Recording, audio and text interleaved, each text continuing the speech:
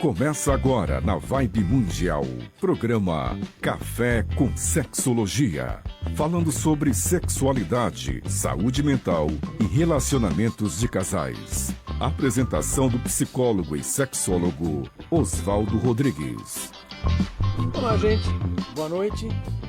Sempre dou as boas-vindas a vocês que vêm assistir, ouvir, seja aqui pela Rádio Vibe Mundial, pela rádio mesmo, também pode ser pelo Instagram. Sim, Café com Sexologia, direto ao vivo pelo Café com Sexologia. Mas também nós deixamos no YouTube, vocês podem assistir tanto no YouTube da Rádio Vibe Mundial, quanto do Impassex, o Instituto Paulista de Sexualidade, que promove esse programa, o Café com Sexologia. E também nos streamings de áudio. Então vamos lá, pode ser? Opa, eu tenho uma convidada hoje, uma convidada bastante importante, porque nós vamos conversar sobre coisas que são difíceis. Bruna Miranda. Bruna, eu quero agradecer a tua participação por uma série de razões, porque nós vamos conversar sobre coisas que eu sei que são difíceis, sim, até para você enquanto pessoa, mas também para nós começarmos a fazer as pessoas compreenderem que existem situações, até mesmo nas instituições que são importantes para muitos de vocês que estão ouvindo, que podem não ser importantes, não. Elas podem ser ruins para algumas pessoas. Qual é o tema que a gente vai falar mesmo hoje, Bruna? Obrigado por estar aqui. Desde já agradeço ao convite, né, o seu convite, e também a todas as pessoas que estão aí ouvindo esse podcast. E o nosso tema é: a religião reprime a mulher, né? Pode ser uma pergunta e pode ser uma afirmação, né? Pode ser uma pergunta e uma afirmação. Então, como é que a gente vai pensar nisso? A religião, qualquer religião reprime a mulher? Qualquer mulher? Sim. Como é que é isso? Porque assim, então a religião não reprime os homens? Geralmente, o homem ele tem, né, o sistema do patriarcado, a liberdade completamente diferente. Nas experiências que eu tive, que eu vivi, é completamente diferente a realidade. Então agora você também está falando das suas experiências pessoais. Isso. Então uma das coisas importantes que você está fazendo a gente notar é que as religiões podem reprimir homens também. Mas as religiões, normalmente elas são o quê? Elas são conduzidas por homens e os homens provavelmente talvez não sofram tanto, não. Mas o que você quer dizer que você também viveu? Então, né, fiquei 9 anos dentro de um convento católico. 9 anos? Nasci numa família cristã, católica, tradicional. Então, já fui educada desde o meu nascimento para essa realidade da igreja. E com 18 anos eu entrei num convento. Okay. Mas entrei com a idealização de praticar a caridade. E não tinha noção dos votos, né? Porque uma freira, né, ela faz votos de pobreza, castidade e obediência. Então, a castidade engloba a questão da sexualidade, né? Que é o foco aqui da entrevista. Você está contando uma coisa importante, quer dizer, você tinha um objetivo. Assim, puxa, quero praticar a caridade, Isso. Quero participar desse mundo aí, ajudando e facilitando com que pessoas que precisam, estão em segurança alimentar, social, de saúde, possam receber uma atenção especial. Lá dentro é que você começou a perceber que tinha algumas coisas que você nem tinha percebido antes. Isso, porque eu enxergava a freira, né, a religiosa, como uma pessoa que praticava caridade. E, de repente, eu fui entender que, na verdade, a vida religiosa ela é composta pela profissão de 3 votos: castidade, pobreza e obediência. Então, sem esses 3 votos, a pessoa ela simplesmente não é uma freira. Para ela ser freira, ela tem que fazer a profissão desses votos. E para ela fazer a profissão desses votos, vai ter um tempo, ela vai ter períodos formativos. E aí você vai vivendo toda essa entrega. Claro, você não sabia que freira não se casa, né? Que é a forma mais popular de se dizer, porque padre não se casa. Sim, eu sabia, mas quando você entra dentro do sistema, você vai vendo como que tudo isso é vivido, como que é manifestado essa... Não é simplesmente só não ter sexo, né? Porque a sexualidade não é só a relação sexual. Isso. É a nossa forma de ser, de pensar, de sentir, as nossas emoções, o nosso físico. E lá dentro, uma simples amizade era considerada um desvio da sexualidade. Então, era a questão da homossexualidade, então a gente não podia ter amizade uma com as outras. Já começava nesse princípio de uma simples amizade, sendo vista, chamava-se amizade particulares, e era vista como relacionamentos homoafetivos. Então, aquilo era muito reprimido. Você não podia ter contato com pessoas do sexo oposto, tinha várias formas de repressão. E quando, um dos pontos mais fortes que eu conto é que quando eu fiz votos perpétuos, porque eu cheguei até a última fase, né? Você chegou até a última última fase, que você falou 8 anos, eu já estava aqui pensando, caramba, você galgou muitas fases aí. Sim, eu cheguei até o último processo formativo, que é a profissão dos votos perpétuos de castidade, pobreza e obediência. E um dos rituais que existia dentro dessa profissão, na congregação que eu estava, quero deixar bem claro aqui, que não é todas, mas tinha lá um processo de como se fosse um trote que era escondido durante todo o seu período de formação. Era como se fosse um segredo dentro da congregação, e eles colocavam gelo nas nossas partes íntimas, falando que a gente tinha se casado com Jesus. Então, assim, isso é uma violência, né? E eu sofri isso dentro do convento, como várias outras irmãs da instituição que eu estava sofreu. Então, assim, tudo era muito reprimido. Você não podia manifestar a sua emoção, o seu sentimento. Eu estou falando dentro da vida religiosa consagrada, mas também na igreja, fora dela, também existe uma repressão. Por exemplo, o sexo antes do casamento é considerado pecado. A visão da virgindade, a mulher servia ao marido, né? Então, quando ela se casa, ela tem que estar ali disponível. O sexo dentro da igreja católica, ele é visto como a procriação. Né? O valor dele está ali no catecismo da Igreja Católica, é para procriar. Existem muitas críticas em relação, por exemplo, até a forma como os casais vivem a sexualidade, né? Não pode ter tal posição sexual, não pode fazer de tal forma, ou a questão da homossexualidade também. Então, dentro da igreja, aí eu vou falar no lugar onde eu estava, da Igreja Católica Apostólica Romana, se via muito disso, essa repressão da sexualidade em vários sentidos, e isso é uma anulação de você como humano, porque não tem como você separar, né, a sua sexualidade de você. Você é um ser sexual, você nasceu, você é um ser humano, né? Então, o seu corpo fala, sua mente fala, suas emoções falam, enfim. Então, é um processo assim, e foi difícil para mim entender tudo isso, né? Porque quando eu estava lá dentro, eu achava que era normal viver essas repressões, né? Então, o fato de eu ter por exemplo, ser amiga de uma irmã, a gente era muito criticada, isso gerava uma culpa, eu achava que eu estava errada, porque eu tinha amizade com umas e não tinha vontade de ter amizade com outras. Mas não era um relacionamento homoafetivo, era simplesmente uma afinidade. Mas ali já se tornava um problema muito grande. Então, assim, e isso gerava uma coisa emocional, um sofrimento intenso, e que depois que eu saí, ainda vivo circunstâncias em relação a isso, e tem que ser processos de superação diários, né? De você confiar nas pessoas, de você saber se posicionar. Porque tudo, por exemplo, pintar a unha, né? Hoje eu uso esmalte vermelho. Quando eu saí do convento, eu não conseguia passar uma maquiagem. Tudo isso era relacionado à vaidade, à sexualidade, à sedução, né? A mulher que usa esmalte vermelho, ela é sedutora, isso é um pecado. Então, são muitas questões, assim, que a gente pode falar em relação a isso. Bom, você já está nos fazendo compreender uma coisa. Sim. Você pretendia se tornar freira porque você via que podia praticar caridade. Eu tenho a impressão que hoje você pode dizer que você pode praticar caridade sem precisar ser freira. Totalmente. Verdade. E na verdade, todo mundo deveria estar tendo essa prática de alguma maneira, não é? Pelo menos eu entendo que, teologicamente, a própria Igreja Católica prega isso. A outra coisa que você está contando é que muitas situações foram te surpreendendo porque, bom, a gente não é preparado para entrar numa instituição e a gente saber todas as coisas antes de entrar na instituição. E aí começam a vir uma série de regras. Algumas estavam claro, a freira não vai casar. Não casar não significa muitas outras coisas. Sim. Só que aí você foi elencando um monte de coisas que não deu certo para você. Essas coisas que não dão certo para você podem dar certo para outras pessoas, mas provavelmente você conhece outras pessoas que passaram por situações semelhantes e que também não se deram bem com essas circunstâncias. Muitas. Olha, essas são coisas complicadas, porque as pessoas têm que estar lá para saber se aquilo funciona ou não para elas. Só que quando você também conta que de repente você sai de lá e você está moldada para algumas circunstâncias, até para reagir emocionalmente e sentir emoções negativas, se fizer uma coisa ou outra que sequer é uma agressão a quem quer que fosse. Ou seja, pintar as unhas, esmaltar as unhas, você não podia, saindo de lá você pode, mas parece que isso demora um tempo para poder a gente poder superar essa emoção que ficou gravada no corpo da gente. Sim, até mesmo questão de vestimenta. Claro. E tudo isso relacionado à sexualidade. Você não pode usar uma roupa mais colada, porque você vai chamar atenção, você vai seduzir. Porque a mulher, ela sempre ocupa aquele papel da sedutora, né? Que aí a gente pega lá, vamos dizer, biblicamente, a Eva seduziu Adão, então ele é vítima da sedução da mulher. E isso é inconsciente ali dentro da instituição. Bruna, mas eu fico pensando que assim, essas passam a ser até justificativas aí na rua. Sim. Ah, mas ela foi estuprada porque estava vestida com não sei o quê.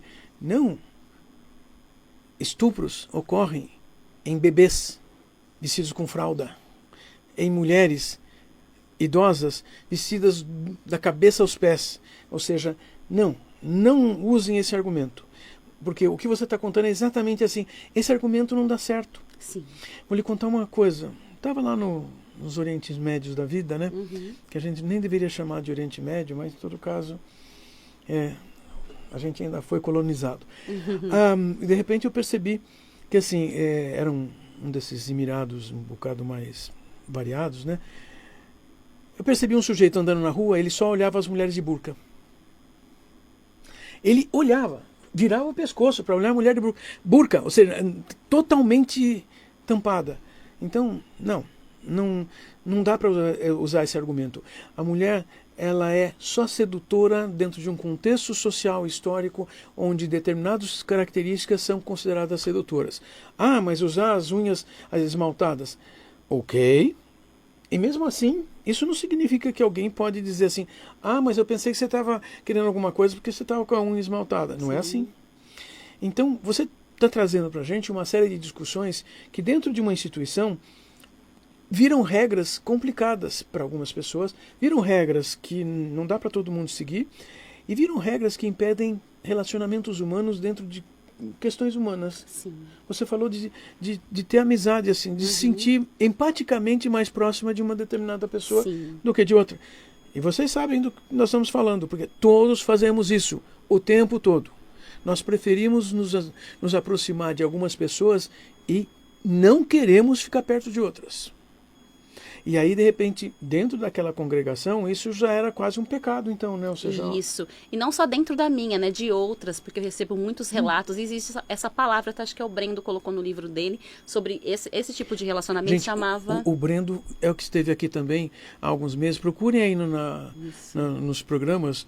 Vai estar, o Brendo veio trazer essa discussão a partir dos homens que viveram essas questões dentro da igreja. Isso. Então é uma frase, né, que fala amizades particulares. Então, amizades particulares é uma coisa muito proibida dentro de quem vive no sistema religioso, porque é considerado um desvio, né, da sua sexualidade, da sua afetividade.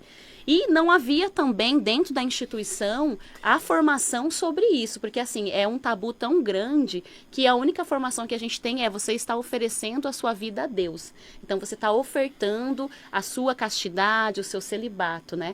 Então, mas não te explicava como que você é ser humano, como que você funciona, como que o seu corpo funciona, como você deve lidar com isso. Então, existia esse buraco dentro do processo formativo. É o não diálogo, é o não falar, é o esconder, é o não sentir. Se você sentisse qualquer coisa, você tinha que se confessar, né? Então, é muita repressão mesmo. Entendo, mas também entendo que esse é o formato desse grupo. Sim. Se eles vão mudar ou não vão, não é meu papel discutir. Mas o que você está contando é que muitas pessoas precisam sair dessa formação porque ela produz mais mal para algumas pessoas e a gente vai ter que compreender que essas pessoas precisam receber uma atenção. Então você teve que sair de lá. Mas como é que se sai de uma instituição dessas? Porque você está me passando a compreensão também que a gente fica totalmente isolado, socialmente isolado, praticamente não temos mais os contatos familiares que tínhamos antes. Para sair, por exemplo, no meu caso, eu demorei 3 anos com psicólogo, porque a gente era obrigada, na instituição que eu estava, a gente era obrigada a ir para casa de uma psicóloga, e ela tinha o dever de nos convencer a permanecer, porque aí existia a espiritualidade. Desculpa, então eu vou te contar uma coisa, essa psicóloga eu não vou chamar de psicóloga, porque ela não está atuando de acordo com o código de ética. Não era só ela, tinha outras, mas isso existe muito ali dentro da religião, de psicólogos que atuam para favorecer a instituição. Infelizmente é uma realidade. Né? Gente, a psicologia não se associa às religiões. Não é contra as religiões. Veja, nunca foi contra as religiões e não é contra, mas não se associa às religiões. Alguém que se diz psicólogo, mas advoga em nome de uma religião, está fazendo religião, não está fazendo psicologia. Isso. E aí essa psicóloga, ela tinha o dever, né, de ficar na casa dela, e ela queria me medicar, ela falava assim pra mim: se você sair da instituição, você surta, se você ficar, você surta, você está surtada. Ela pegou medicamento pra mim tomar, me obrigando. Naquele momento ali, eu tinha um diretor espiritual que ele era psicólogo também. Só que ele era muito humano, apesar dele ser um sacerdote, ele conseguia fazer essa separação. Eu liguei para ele e falei assim: padre, o senhor me acompanha como diretor espiritual há 3 anos. Eu quero uma opinião do senhor como psicólogo. O senhor acha que eu devo tomar medicamento? Ele falou: não. Ele falou: não. Se te obrigarem, coloca debaixo da língua e joga fora. Então, assim, dentro de várias instituições existe isso. Então, para sair, eu tive que me rebelar. Eu tive que... eu cheguei ao fundo do poço e eu saí porque... eu falei: se eu ficar aqui, eu vou morrer, de verdade. Eu estava prestes a ter um surto, realmente, porque tudo em mim era errado. Tudo que eu fazia era errado. Então, mas a instituição não queria me mandar embora, não queria me perder. Então, era uma luta, era uma violência. Na verdade, eu sofri vários tipos de violência. Não só na questão da sexualidade, mas psicológica, espiritual, humana, em todos os níveis. E não foi somente eu, era todas que estavam ali. Porque a madre fundadora da instituição que eu estava, ela foi até destituída do cargo, ela foi diagnosticada como narcisista. Então, ela dominava ali o espaço com outras... Era isso que as pessoas veem, por exemplo, nos filmes, às vezes, das madres superiores bravas. Isso é uma realidade, não é algo distante, não é uma fantasia. Infelizmente, quem ocupa cargo de poder dentro das instituições, muitas vezes acaba passando do limite do que é obediência, porque tem o voto da obediência. E o que a obediência diz? O seu superior, ele é a voz de Deus para você. Então, você não pode questionar o seu superior. Então... engloba tudo isso. Eu não posso questionar o meu superior, ele é a voz de Deus. Então, se ele fala pra mim: vai ali, eu tenho que ir ali, fica. Onde eu moro é o meu superior que decide. Se ele falar: você não pode ter contato com aquela pessoa, você não pode questionar. Você tem que aceitar, porque ele é a voz suprema de Deus. E isso os documentos da Igreja Católica dizem, né? Não sou eu que estou dizendo. É a instituição que diz com seus dogmas e doutrinas. Então começa aí a repressão. Acho que não é nem a questão da castidade a princípio, mas é o voto da obediência, porque todo mundo fala assim: qual é o voto mais difícil de viver? Todo mundo acha que é a castidade. E não é a castidade, é a obediência cega total. Isso, esse é o voto mais difícil de viver. Porque a castidade, você pode não ter o sexo, mas dentro do seu mundo ali, na sua individualidade, você pode viver várias formas de manifestação sexual, né? Você pode, no seu pensamento, no seu sentimento, como você lida com o seu corpo. Mas a obediência não. A obediência, ela obriga você a estar ali direto com o outro, né? Com outro ser humano, mas você tem que olhar ele como Deus. Essa é a realidade. Então, assim, esse é o princípio de toda a violência. E a castidade vem com essa forma de eu não poder manifestar quem eu sou, como eu sinto, como eu vejo. Então, é muito amplo esse debate, né? São várias vertentes que ele abarca. E é interessante que você está contando uma coisa, que nós estamos vivendo uma época social, histórica, onde nós brigamos pelo direito de dizer se queremos ou não queremos, se podemos ou não podemos. Então, você está me contando de uma instituição que fica até fora do momento histórico, porque as outras instituições sociais abertas, elas dizem que nós podemos dizer: não, eu não quero, eu não aceito, eu não preciso viver isso. E até legalmente, isso no nosso país, no Brasil, é uma questão legal, ou seja, um homem, uma mulher podem dizer: não, eu não quero e eu tenho o direito de não querer. E você está contando que, de repente, essa situação, né, desse voto de obediência, eu posso compreender como ocorre, como precisa acontecer dentro de um grupo religioso, mas também tem que compreender que existem situações aí complicadas para algumas pessoas, e você está me dando exemplos. E olha que você não disse que você estava querendo ter atividades genitais com outra pessoa lá dentro, mas você tinha essa amizade particular. Isso, porque a gente não podia na regra de vida, toda a congregação religiosa tem um livrinho que se chama Regra de Vida, que é a forma como você vai viver dentro daquela instituição. E tinha uma regra que era assim, todas hão de se amar, todas hão de se querer. E isso tinha que ser de forma igual para todas. Mas isso é impossível, né, de acontecer. Então existia essa cobrança. Claro que as lideranças, né, quem eram os superiores, não viviam também isso. Eles tinham suas amizades particulares, tinham suas vivências, mas quem era súdito, estava abaixo, tinha que viver essa obediência, e quando você saía fora dessa regra, você recebia vários tipos de humilhações, punições. Então, assim, são formas de matar mesmo o seu eu, de te anular como pessoa, né? Então, começava por esse ponto. Mas também, dentro da questão sexual, dentro da igreja, existe também os abusos sexuais de fato, do estupro, de sacerdotes que abusam de freiras. Isso hoje já começando a aparecer mais historicamente na mídia. Existem relatos assim há centenas de anos. Isso acontece até hoje. A freira, ela é muito mais reprimida na vivência sexual dela, é diferente dos padres, né? Os padres, eles têm mais liberdade, que nem o Brendo relata no livro dele, como que são os seminários, né? As relações. Na vida religiosa feminina já é mais difícil de acontecer, mas acontece também. Mas agora abusos de superiores para com os seus súditos também acontece. Então a repressão se mostra através de situações que viram abusos. Abusos por quê? Porque é alguém com poder sobre alguém que não tem poder e que se coloca na posição de obrigação de obediência. Então, é se submeter ao poder do outro. E nós estamos falando de uma maneira que, no final das contas, significa que não há escolha para a pessoa. Uau!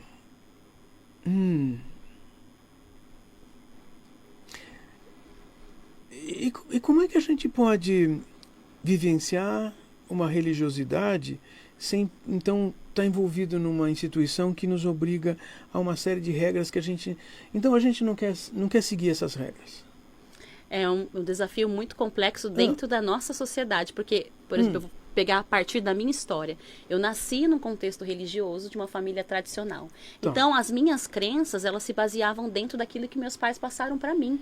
Para eu romper com essas crenças, eu precisei acessar outras informações, outros conhecimentos, e isso demorou anos, porque eu saí, eu era do interior de São Paulo, então eu não tinha acesso à cultura, muitas vezes, a conhecimentos, e eu fui entender todos esses processos depois que eu fui acessar o conhecimento, né? Fui estudar, fui ver que o mundo, ele é amplo, como a gente estava conversando antes, né? De tantas coisas que você passou para mim que eu nem ouvi, das histórias que eu conheço, das histórias que você contou. Então, assim, quando eu fui acessando essas informações, eu fui entendendo que eu sofri, por exemplo, para mim descobrir que eu sofri um abuso lá com gelo nas partes íntimas, demorou quase 11 anos. Foi depois que eu fiz o meu primeiro podcast que eu ouvi uma outra irmã que era da mesma congregação, que foi no Daniel Gontijo, ela contou isso chorando, que eu fui me ligar desse fato e falei, é verdade, nós passamos por isso, e eu não tinha a percepção de que isso era uma violência, porque era passado pra gente como se fosse um trote. Mas quando colocaram o gelo em mim, eu me senti horrível,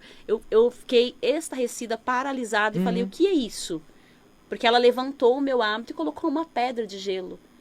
O que isso tem a ver com o cristianismo, com Jesus, com a vida religiosa? Aonde que a teologia leva a isso? Isso. E as pessoas falam muitas vezes que eu estou mentindo, né? Que isso que eu estou contando não é verdade. E é verdade. Mas existem violências maiores ainda dentro do contexto histórico. Eu estava lendo um livro que chama O Amor Ferido, que é histórias de abusos na vida religiosa. E tem lá uma freira que ela fala que o diretor espiritual dela abusava dela e falava assim, eu não posso penetrar você pela frente, porque é pecado, mas por trás eu posso. Pela frente eu não posso porque eu vou tirar a sua virgindade, mas por trás eu posso. Está lá no livro, é um livro católico, chama O Amor Ferido. Então, assim, isso acontece.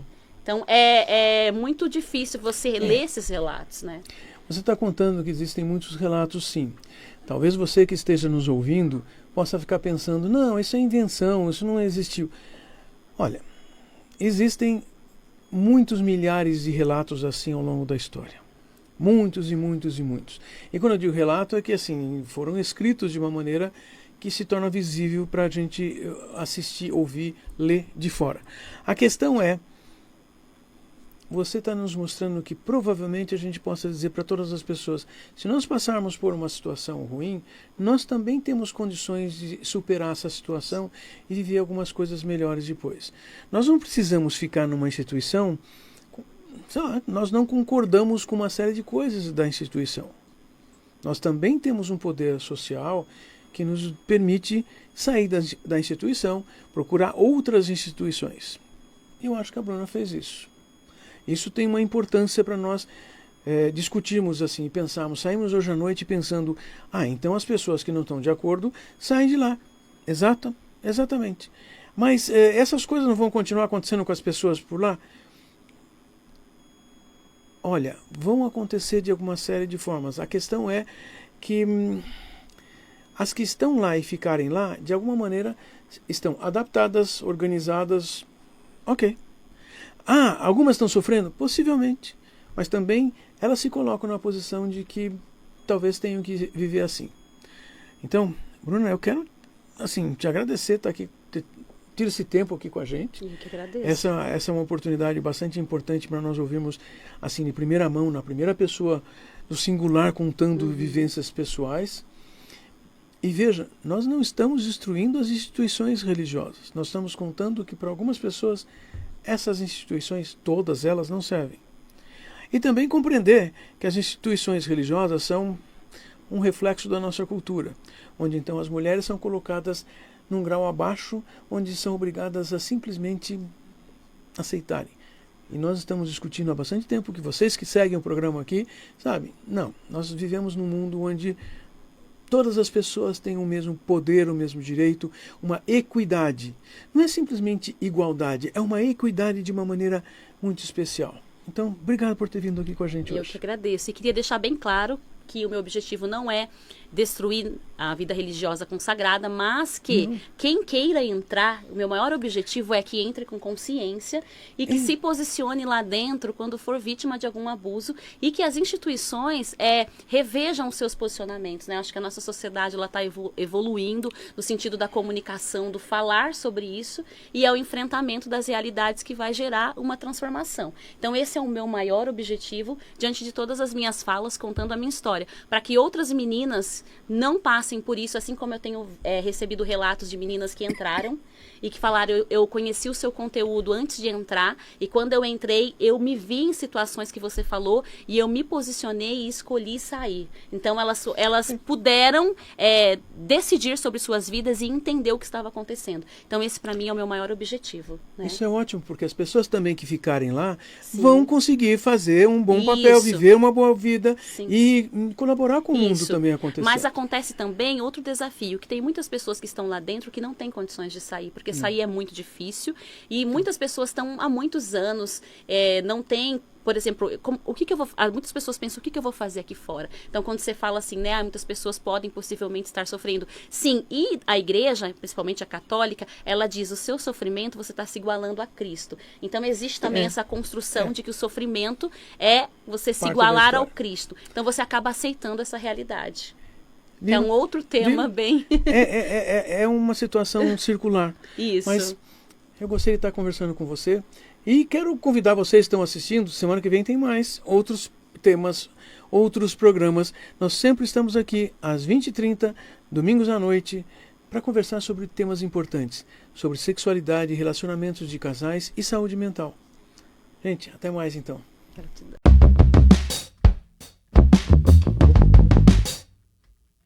Você ouviu o programa Café com Sexologia, com o psicólogo e sexólogo Oswaldo Rodrigues. Todos os domingos, ao vivo, às 20h30 da noite.